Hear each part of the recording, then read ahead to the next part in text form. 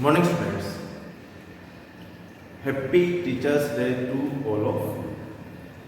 आप सभी को शिक्षक दिवस की हार्दिक शुभकामनाएं। जैसा कि स्टूडेंट्स, हमने अब तक क्लास 9 का जो चैप्टर नंबर हम स्टडी कर रहे थे, 9th चैप्टर हम पढ़ रहे थे, जिसकी हमने प्रश्नावली 9.2 के कुछ सवालों को हल किया है। अब उसके पश्चात हम आगे से इनको सॉल्व करते हैं। तो जैसा कि हमने 9.2 जो प्रश्नावली है उसके 2 सवाल हमने सॉल्व कर लिए थे। अब प्रश्नावली 9.2 के तीसरे सवाल से हम इसको आगे से सॉल्व करते हैं। प्रश्नावली 9.2 का क्वेश्चन नंबर 3, यहाँ से अपने को इनको हल करना है। तो इसमें हमें दिया हुआ है कि P और Q समांतर चतुर्भुज ABCD की भुजाओं DC और AD पर स्थित बिंदु है। मतलब एक समांतर चतुर्भुज हमें दिया हुआ है ABCD। तो सबसे पहले जैसे कि एक समांतर चतुर्भुज है, तो हम पहले एक डायग्राम बनाते हैं। समांतर चतुर्भुज A B C और D। तो समांतर चतुर्भुज ABCD की जो 2 भुजाएं हैं उस पर बिंदु लेने हैं वो P और Q, और भुजा DC पर जो बिंदु लेना है वो बिंदु होगा P, और भुजा AD पर एक बिंदु स्थित है Q। ये हमें दी हुई कंडीशन है। एक समांतर चतुर्भुज ABCD की भुजा DC, इस पर एक बिंदु P है और भुजा AD पर बिंदु Q है। अब हमें इसमें सिद्ध करना है कि इनसे जो त्रिभुज बनेंगे, एक त्रिभुज बनाना है अपने को APB। इस त्रिभुज का जो क्षेत्रफल होगा वो त्रिभुज PQC इसके क्षेत्रफल के बराबर हमें सिद्ध करना है। त्रिभुज APB का क्षेत्रफल बराबर सिद्ध करना है त्रिभुज BQC। तो सबसे पहले अपने को दी हुई कंडीशन है, एक समांतर चतुर्भुज दिया है ABCD, एक समांतर चतुर्भुज है जिसकी भुजा DC इस पर बिंदु P है, जिसकी भुजाओं DC व AD पर क्रमशः बिंदु P व Q स्थित है। P व Q स्थित है। और अब हमें दोनों त्रिभुजों के क्षेत्रफल को बराबर सिद्ध करना है। तो त्रिभुजों की क्षेत्रफल की अब तुलना करने वाले, जैसे पहले प्रमेय भी हल करी थी हमने कि जब 2 समांतर चतुर्भुज एक ही आधार और एक ही समांतर रेखाओं के बीच में बनते हैं तो उनके क्षेत्रफल बराबर होते हैं। ऐसे ही त्रिभुज से संबंधित आपको नियम बताया था कि यदि कोई भी एक समांतर चतुर्भुज और एक त्रिभुज एक ही आधार पर और एक ही समांतर रेखाओं के युग्म में स्थित हो, उनके बीच में स्थित हो, तो त्रिभुज का क्षेत्रफल समांतर चतुर्भुज के क्षेत्रफल से आधा होता है। अब जैसे कि ये त्रिभुज है APP और एक समांतर चतुर्भुज बना हुआ है ABCD। तो ये त्रिभुज और समांतर चतुर्भुज दोनों एक ही आधार AB पर स्थित है, और समांतर रेखाओं का जो युग्म है AB और DC उसके मध्य में स्थित है त्रिभुज और समांतर चतुर्भुज। तो यहाँ से अगर हम त्रिभुज और समांतर चतुर्भुज के क्षेत्रफल की तुलना करेंगे तो जो त्रिभुज APB है इसका क्षेत्रफल समांतर चतुर्भुज ABCD के क्षेत्रफल का आधा होगा। तो सबसे पहले हम इस त्रिभुज की तुलना करते हैं समांतर चतुर्भुज से। तो जो 2 आकृतियां हम ले रहे हैं, एक तो है समांतर चतुर्भुज ABCD व त्रिभुज APB, एक ही आधार पर स्थित है। एक ही आधार AB व समांतर रेखाओं का जो युग्म है, समांतर रेखाओं AB समांतर DC इनमें स्थित है।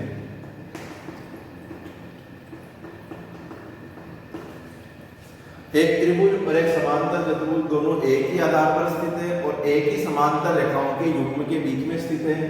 तो इसलिए त्रिभुज APB का जो क्षेत्रफल होगा ARAPB ये बराबर होगा 1/2 AR समांतर चतुर्भुज है ABCD उसके क्षेत्रफल का आधा। त्रिभुज APB का जो क्षेत्रफल है वो समांतर चतुर्भुज ABCD के क्षेत्रफल का आधा होगा, और उसका कारण एक ही आधार और एक ही समांतर रेखाओं के बीच में बनी हुई आकृतियां हैं, इसलिए। तो इसको हम समीकरण नंबर 1 डाल सकते हैं कि त्रिभुज एपीबी का जो क्षेत्रफल है वो समांतर चतुर्भुज एबीसीडी के क्षेत्रफल से आधे है। अब नेक्स्ट यही नियम हम इस त्रिभुज बीक्यूसी और समांतर चतुर्भुज एबीसीडी के लेते हैं वापस। तो पुनः अगर हम लेते हैं इसी प्रकार समांतर चतुर्भुज तो यही है एबीसीडी, वह त्रिभुज अब इसमें हम लेंगे बीक्यूसी। इसमें भी हमें एक उभयनिष्ठ आधार और समांतर रेखाओं का युग्म लिखना है। तो सबसे पहले अगर हम देखें BQC और समांतर चतुर्भुज ABCD, तो ये भुजा दोनों की उभयनिष्ठ भुजा है BC। तो इनका कॉमन आधार या एक ही आधार हम कह सकते हैं, एक ही आधार BC व समांतर रेखाओं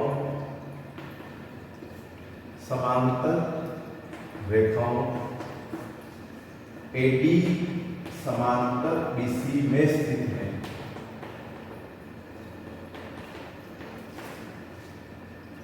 एक त्रिभुज और एक समांतर चतुर्भुज एक ही आधार और एक ही समांतर रेखाओं के बीच में स्थित है। इसलिए यही नियम होगा कि त्रिभुज BQC का जो क्षेत्रफल है, एरिया ऑफ BQC बराबर होगा 1/2 AR ABCD। त्रिभुज BQC का क्षेत्रफल समांतर चतुर्भुज ABCD के क्षेत्रफल का आधा होगा। दोनों में हमने एक ही नियम, एक ही आधार और एक ही समांतर रेखाओं के बीच स्थित त्रिभुज और समांतर चतुर्भुज की तुलना करने के कारण लिखा। अब जैसा कि समीकरण 1 में हमने लिखा कि क्षेत्रफल त्रिभुज APB का जो है वो ABCD के आधे के बराबर है, और BQC जो त्रिभुज है इसका क्षेत्रफल भी ABCD के आधे क्षेत्रफल के बराबर है। तो अगर हम दोनों समीकरणों की तुलना करते हैं तो APB का क्षेत्रफल और BQC का जो क्षेत्रफल है, दोनों ही क्षेत्रफल समांतर चतुर्भुज ABCD के क्षेत्रफल के आधे के बराबर है। इसलिए हम APB और BQC के क्षेत्रफल को बराबर लिख सकते हैं। तो यहाँ हम लिख सकते हैं समीकरण 1 व 2 से AR APB त्रिभुज APB का जो क्षेत्रफल होगा वो बराबर होगा AR BQC के। तो यही इसमें अपने को सिद्ध करना था, क्योंकि दोनों ही जो त्रिभुज हैं APB और BQC दोनों ही त्रिभुज समांतर चतुर्भुज ABCD के आधे के बराबर है। इसलिए इन दोनों त्रिभुजों का क्षेत्रफल हम बराबर लिख सकते हैं। अब नेक्स्ट जो क्वेश्चन है इसमें क्वेश्चन नंबर 4, इसमें एक आकृति बनी हुई है।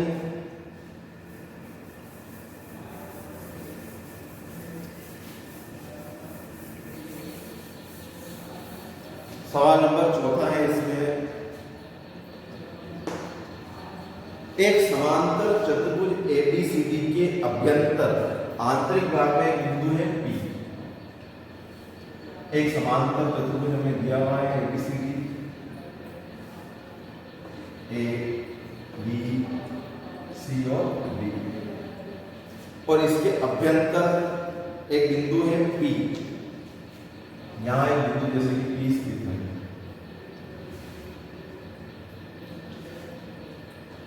फिर P को जैसे कि D और C से मिलाया हुआ है और इसको A और B से भी मिला रहा है।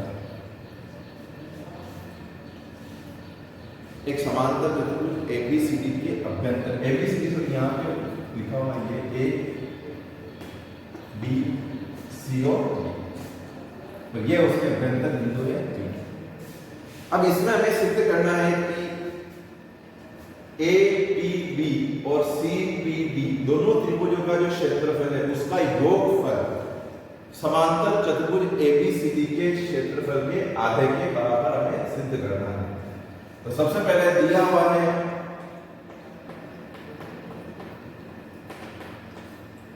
ABCD एक समांतर चतुर्भुज है तथा इसके अभ्यंतर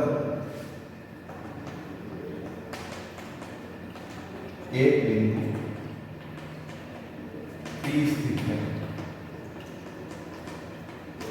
यह हमें से दिया हुआ एक समांतर चतुर्भुज ABCD के आंतरिक भाग में एक बिंदु P स्थित है, और इसके पश्चात हमें जो पहला जो सवाल सिद्ध करना है, दो क्वेश्चन अपने को सोल्व करने हैं। APB और PCB, APB PCB या DPC जो भी दो त्रिभुज बन रहे हैं, इन दोनों त्रिभुजों के क्षेत्रफलों का योग समांतर चतुर्भुज एबीसीडी के क्षेत्रफल के आधे के बराबर हमें सिद्ध करना है। तो जैसा कि इसका हमने सवाल किया था क्वेश्चन नंबर 2, उसमें भी इसी तरह का सवाल था, बस उसमें त्रिभुज जो बने हुए इसमें इस प्रकार से बने हुए और उसमें यहाँ एक समांतर रेखा थी, तो हमने त्रिभुज इसके उल्टे बने हुए थे त्रिभुज। उसमें भी हमने त्रिभुज और समांतर चतुर्भुज के क्षेत्रफलों की तुलना करने के पश्चात सवाल को हल किया। अब जैसा कि इसमें यहाँ बिंदु P है, यहाँ पे आपको सवाल में संकेत भी दिया हुआ है, जबकि एग्जाम में हमें कोई संकेत नहीं मिलता है। तो जो संकेत है एक तरह से वो अपने लिए रचना होगी कि इसमें हमें रचना करनी है बिंदु P से होकर एक भुजा जैसे कि AB के एक समांतर रेखा बनाते हैं, तो इसको हम नाम दे देते हैं जैसे कि EF। ये एक रचना हम इसमें करेंगे, AB के समांतर रेखा बनाएंगे जो कि बिंदु P से गुजरती है और AD और BC को E और F पर प्रतिच्छेद करती है। ये एक रचना इसमें हम करेंगे। बिंदु P से गुजरती हुई रेखा EF समांतर AB, ये हमने रचना बनाई। एक समांतर रेखा बनाई EF जो कि AB के समांतर है और बिंदु P से भी वो गुजरती है। अब जैसा कि ABCD एक समांतर चतुर्भुज है, तो EF अगर AB के समांतर है तो AB और CD भी परस्पर समांतर होगी, क्योंकि समांतर चतुर्भुज की सम्मुख भुजाएं बराबर होती हैं। अतः हम लिख सकते हैं EF समांतर है AB के और AB समांतर होगी CD के, तो इसलिए तीनों भुजाएं जो है आपस में एक दूसरे के लिए समांतर होगी। अब जैसा कि ये एक समांतर चतुर्भुज है ABCD और हमने EF समांतर रेखा बनाई AB के, और AD और BF पहले से ही समांतर हम लिख सकते हैं क्योंकि AD और BC भी समांतर है। तो ये एक जो चतुर्भुज होगा एक समांतर चतुर्भुज, हम इसको पहले सिद्ध करते हैं। चूंकि AB समांतर है EF, ये हमने रचना करी,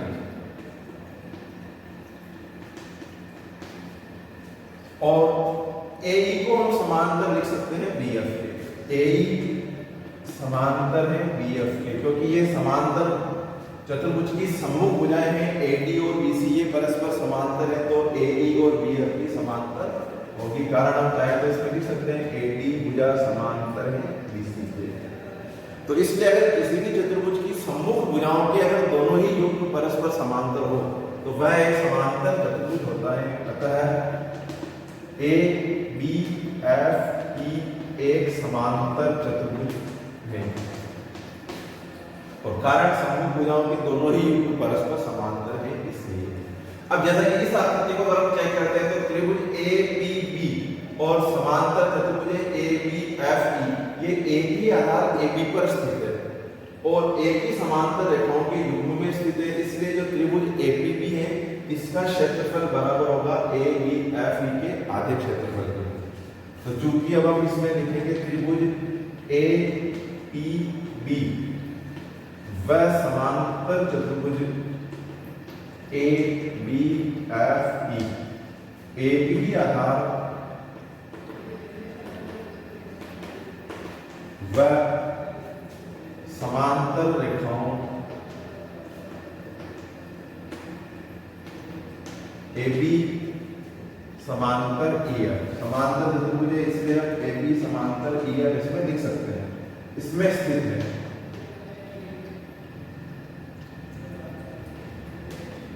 त्रिभुज APB और समांतर चतुर्भुज ABFE एक ही आधार पर स्थित है और एक ही समांतर रेखाओं के युग्म में स्थित है, इसलिए त्रिभुज APB का जो क्षेत्रफल है ये बराबर होगा 1/2 AR ABFE, और इसको हम नंबर डाल देते हैं समीकरण नंबर 1। त्रिभुज APB का क्षेत्रफल ABFE समांतर चतुर्भुज के क्षेत्रफल का आधा होगा।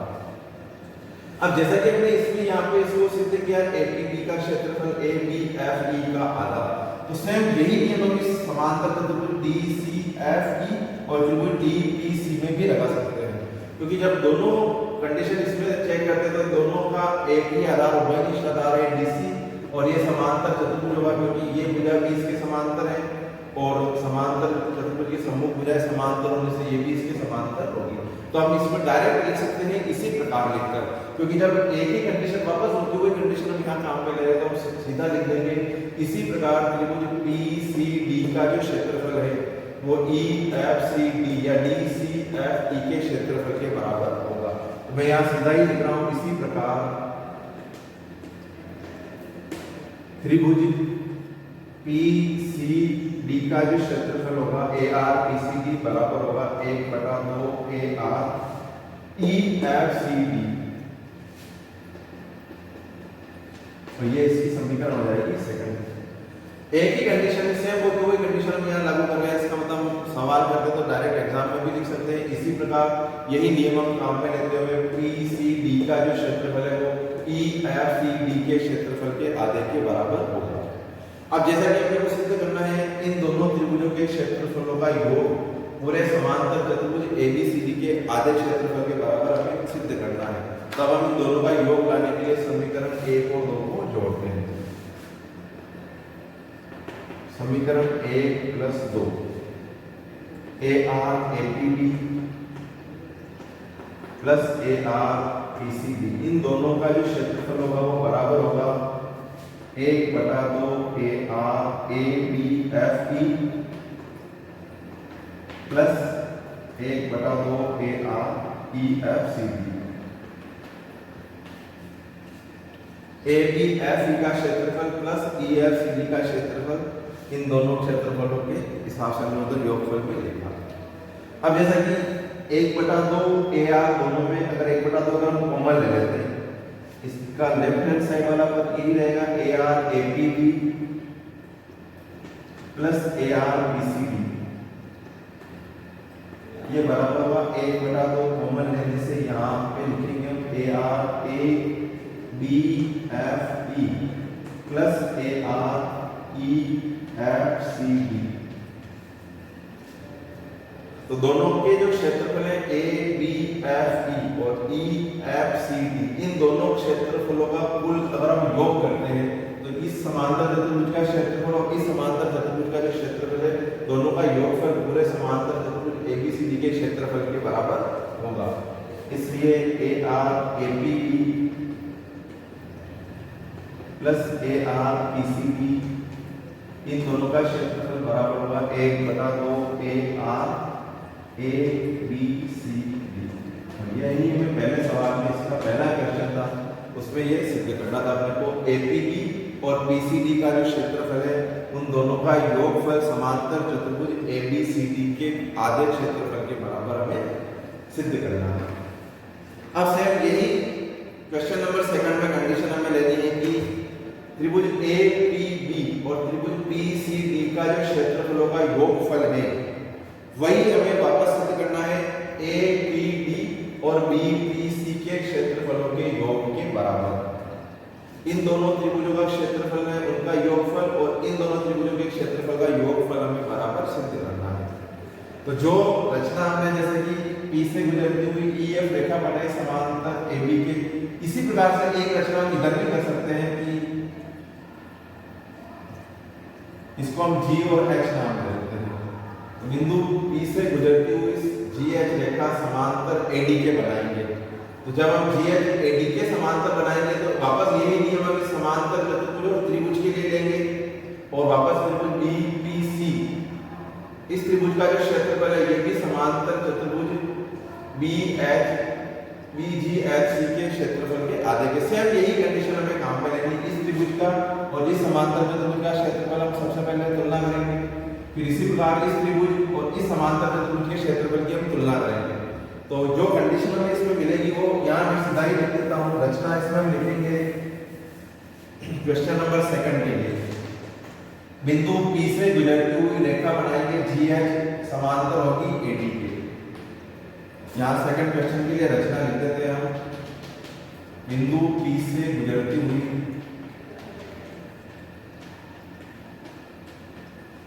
रेखा GH जो कि समांतर है AD की, ये हम उसमें बनाएंगे।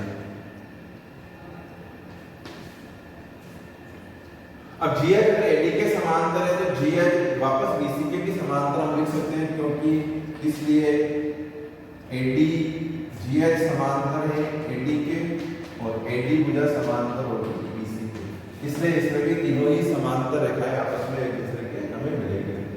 अब जो नियम हमने अलग अलग त्रिभुजों समांतर चतुर्भुज के लिए लगाया, इसमें भी अगर हम देखेंगे तो APD इसका जो क्षेत्रफल होगा वो AGHD के आधे के बराबर होगा।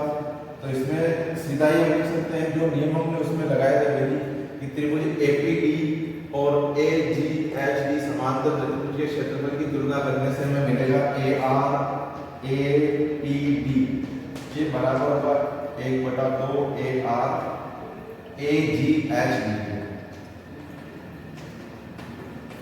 और इधर से अगर हम त्रिभुज लेंगे BPC तो ARBPC ये भी बराबर होगा 1/2 ARBGHCB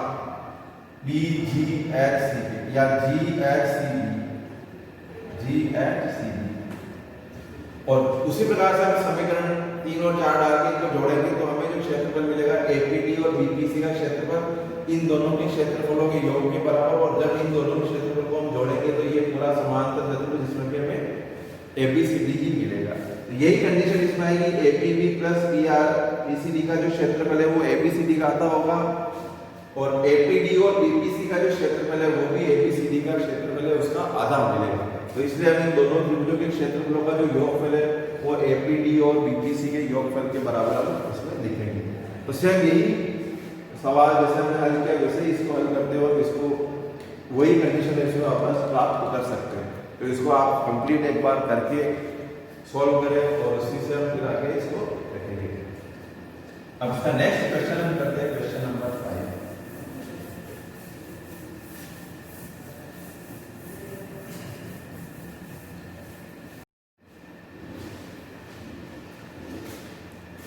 जो इसका क्वेश्चन नंबर 5 है उसको हम आगे सॉल्व करते हैं। क्वेश्चन नंबर 5 में हमें दे रखा है कि दो समांतर चतुर्भुज हैं PQRS और एक समांतर चतुर्भुज है ABRS। तो ये दो समांतर चतुर्भुज बने हुए हैं, चित्र इसका बना हुआ है, वही हम इसका डायग्राम बनाते हैं। सबसे पहले एक समांतर चतुर्भुज है PQRS,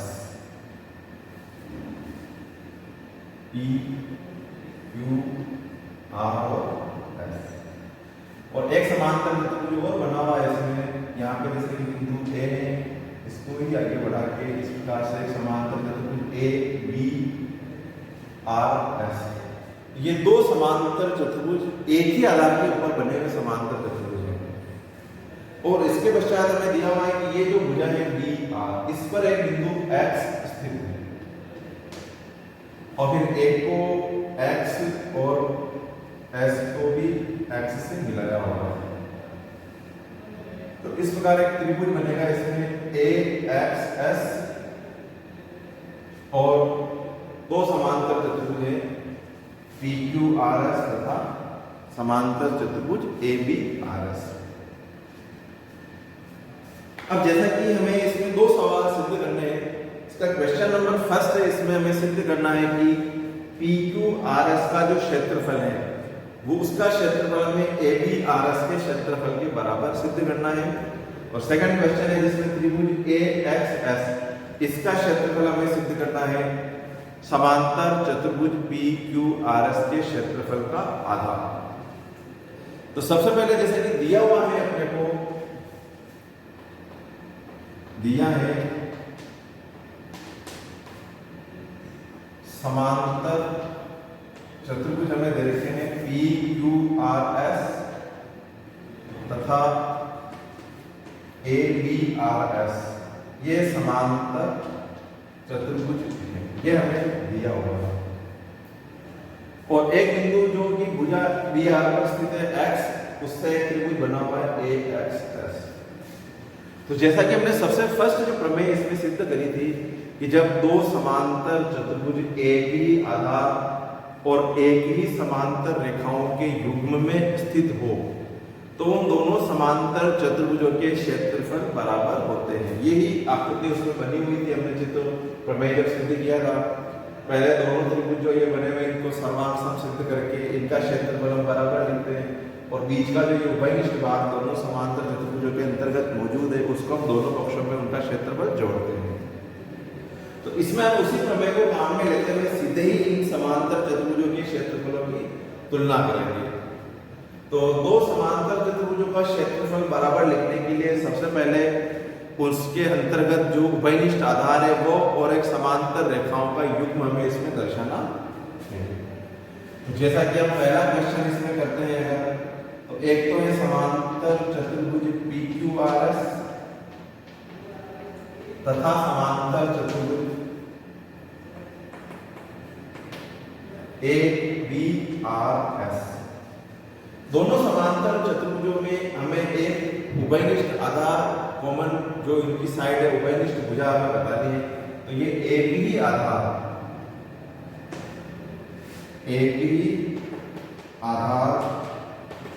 SR पर स्थित है। SR तथा इसमें समांतर रेखाओं का युग्म भी साथ ही लिख देते हैं। दोनों समांतर चतुर्भुज में उभयनिष्ठ आधार है SR तथा समांतर रेखाएं लेंगे हम इसमें समांतर रेखाओं SR समांतर PB, SR समांतर PB में स्थित है। और जब दो समांतर चतुर्भुज एक ही आधार पर बने हुए हो, एक ही समांतर रेखाओं के युग्म में स्थित हो, तो हम उनका क्षेत्रफल सीधा ही बराबर लिख सकते हैं। ये प्रमेय हम पहले सिद्ध कर चुके हैं। इसलिए ARPQRS इसका जो क्षेत्रफल है PQRS का क्षेत्रफल बराबर होगा एरिया ऑफ ABRS। ये समीकरण हम डाल देते हैं नंबर 1। समांतर चतुर्भुज PQRS का जो क्षेत्रफल है बराबर होगा समांतर चतुर्भुज ABRS के क्षेत्रफल के। और कारण दोनों ही समांतर चतुर्भुज एक ही आधार पर बने हुए हैं और एक ही समांतर रेखाओं के युग्म में स्थित हैं, इसलिए। अब इसका जो क्वेश्चन नंबर 2 है, दूसरा जो इसका सवाल है, उसमें हमें त्रिभुज AXS इस क्षेत्रफल को PQRS का क्षेत्रफल है उसका आधा सिद्ध करना है। तो सबसे पहले अगर हम त्रिभुज की और चतुर्भुज की तुलना करते हैं तो त्रिभुज AXS तथा समांतर चतुर्भुज ABRS ये इसके अंतर्गत बना हुआ है, समांतर चतुर्भुज में बना हुआ है। इसलिए त्रिभुज AXS तथा समांतर चतुर्भुज ABRS एक ही आधार, इनका भी सबसे पहले हम एक उभयनिष्ठ आधार लिखेंगे और फिर समांतर रेखाओं का युग्म लिखेंगे, फिर त्रिभुज और समांतर चतुर्भुज के क्षेत्रफल की तुलना करेंगे। तो इनका जो एक ही आधार या उभयनिष्ठ आधार है वो है AS। दोनों समांतर चतुर्भुज और त्रिभुज के अंतर्गत उभयनिष्ठ आधार तो हो गया AS तथा समांतर रेखाएं समांतर रेखाओं AS समांतर BR में स्थित है।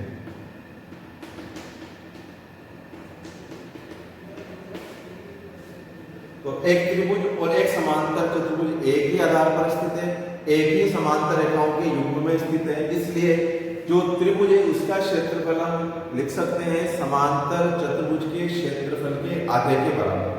तो इसलिए यहाँ पे हम लिख सकते हैं त्रिभुज AXS जो है AR ऑफ AXS, त्रिभुज AXS का जो क्षेत्रफल है ये बराबर होगा 1/2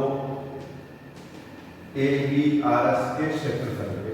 आधार दोनों का उभयनिष्ठ था AS, समांतर रेखाओं का युग्म है AS और BR, इसलिए त्रिभुज AXS का जो क्षेत्रफल है वो समांतर चतुर्भुज ABRS के क्षेत्रफल का आधा होगा। अब जैसा कि हमें सिद्ध करना है कि इस AXS का जो क्षेत्रफल है हमें वो PQRS का क्षेत्रफल है उसका आधा सिद्ध करना है। तो इसको हम समीकरण नंबर डाल देते हैं जैसे कि 2।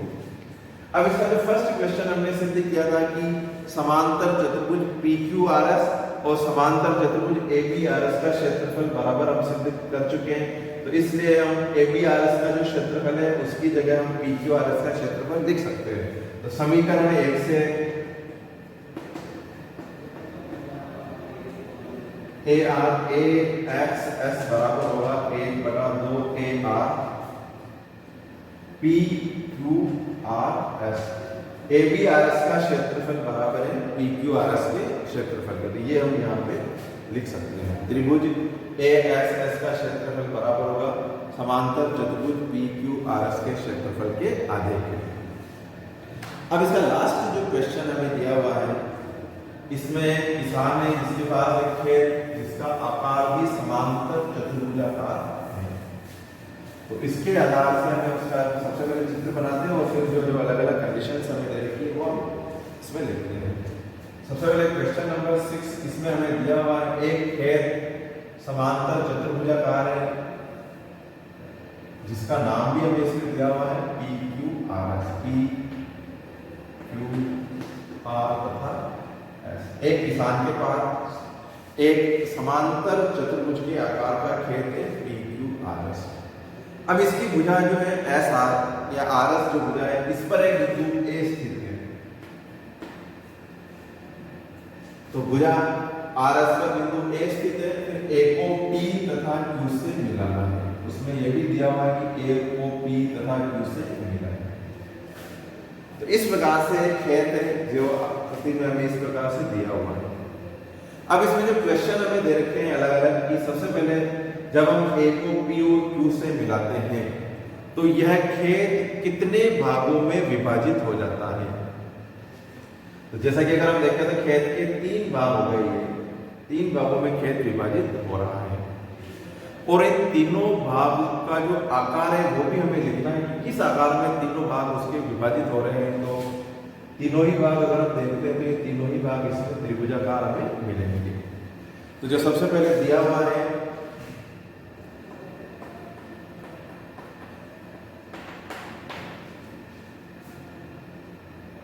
पी क्यू आर एस एक समांतर चतुर्भुजाकार खेत है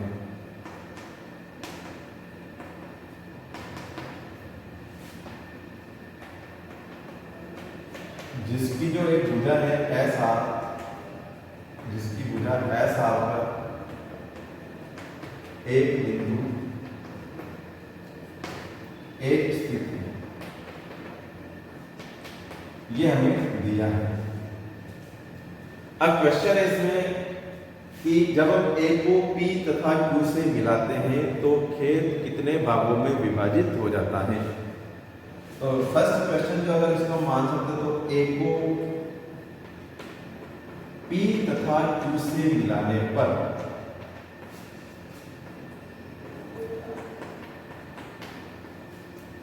खेत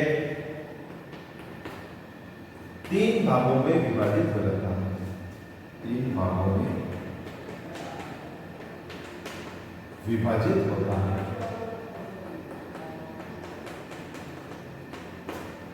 पी को ए और क्यू को भी ऐसे मिलाते हैं तो खेत के जो 3 भाग हमें मिलेंगे, ये हमने इसमें लिखा खेत 3 भागों में विभाजित हो जाता है। अब इन 3 भागों का आकार भी हमें पूछा हुआ है। तीनों ही भाग क्या होंगे, त्रिभुजाकार होंगे। तीनों भाग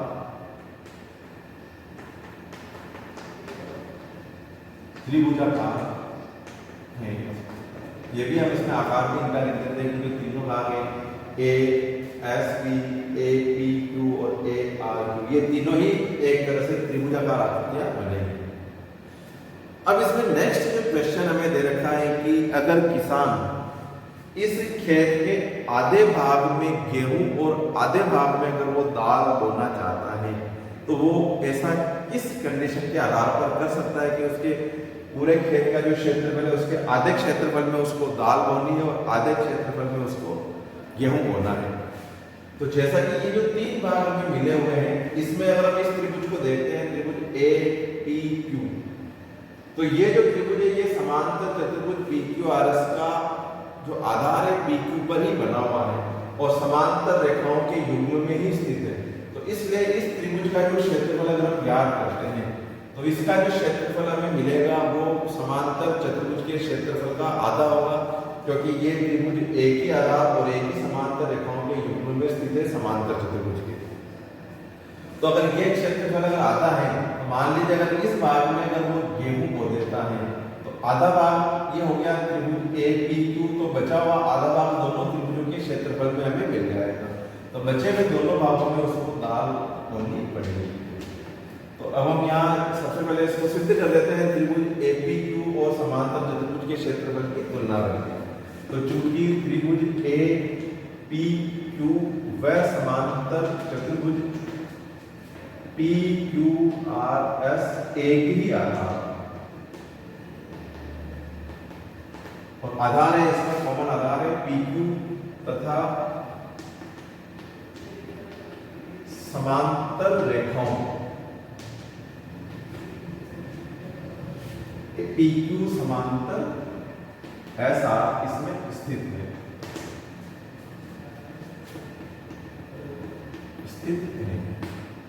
इसलिए त्रिभुज ए पी क्यू का जो क्षेत्रफल होगा बराबर होगा 1/2 A R P Q R S के। इस तरह के हमने ये सवाल जो हल किए हैं, कई बार हमने तुलना कर ली है समांतर चतुर्भुज और त्रिभुज के क्षेत्रफल की। तो अगर कोई त्रिभुज और समांतर चतुर्भुज एक ही आधार पर स्थित हो, एक ही समांतर रेखाओं के युग्म में स्थित हो, तो फिर जो त्रिभुज है उसका जो क्षेत्रफल है वो समांतर चतुर्भुज के क्षेत्रफल का आधा। और अब बचे हुए जो दो त्रिभुज ए एस पी और ए आर क्यू, इन दोनों त्रिभुजों के क्षेत्रफलों का जो योगफल होगा वो भी वापस हम समांतर चतुर्भुज पी क्यू आर एस के क्षेत्रफल के आधे के बराबर लिख सकते हैं, क्योंकि जो कुल क्षेत्रफल है उसका आधा क्षेत्रफल हो गया त्रिभुज ए पी क्यू का क्षेत्रफल, और बचे हुए दोनों त्रिभुजों का क्षेत्रफल बराबर होगा वो भी पी क्यू आर एस का आधा हो जाएगा। अतः ए R A S P plus A R Q या ए क्यू आर ये बराबर भी होगा 1/2 A R P Q R S. तो त्रिभुज ए पी क्यू का क्षेत्रफल समांतर चतुर्भुज पी क्यू आर एस के क्षेत्रफल का आधा है, और बचे हुए दोनों जो शेष भाग है त्रिभुजाकार भाग है उनका जो क्षेत्रफल है उसका जो योगफल होगा वो भी पी क्यू आर एस का जो क्षेत्रफल है उसका ही आधा होगा। तो अगर अब हम ये लिखते हैं कि अगर वो त्रिभुजाकार जो भाग है ए पी क्यू उसमें अगर वो गेहूं होता है तो एक तरह से उसके आधे भाग में उसको गेहूं मिल गए, तो बचा हुआ जो दोनों त्रिभुजों का क्षेत्रफल है वो पूरे समांतर चतुर्भुज का आधा है, इसलिए शेष भाग में उसको दाल बोलनी पड़ेगी। या अगर वो त्रिभुज ए पी क्यू में अगर दाल होता है तो शेष दोनों त्रिभुजाकार भाग में उसको गेहूं बोलने पड़ेगी। ये उसमें अपने को दर्शाना है। तो इस प्रकार से जो प्रश्नावली हमने करी 9.2 उसके हमने सवालों को समांतर चतुर्भुजों के क्षेत्रफलों की तुलना, समांतर चतुर्भुज और त्रिभुज के क्षेत्रफलों की तुलना के आधार पर किया। अब इसके पश्चात जो हम प्रश्नावली पढ़ेंगे उसमें समांतर रेखाओं में बने हुए त्रिभुजों के क्षेत्रफल की तुलना करेंगे, और ऐसे ही माध्यिकाओं की भी हम तुलना करेंगे कि जब हम किसी त्रिभुज की कोई माध्यिका बनाते हैं तो वो त्रिभुज को दो बराबर क्षेत्रफलों में विभाजित कर देते हैं। तो ये इसमें हम आगे जो प्रमेय और सवाल करेंगे तो उसमें जो नियम हम काम में लेंगे वो जो अपनी नेक्स्ट क्लास होगी उसमें हम इसको सीखेंगे, उसका अध्ययन करेंगे। धन्यवाद।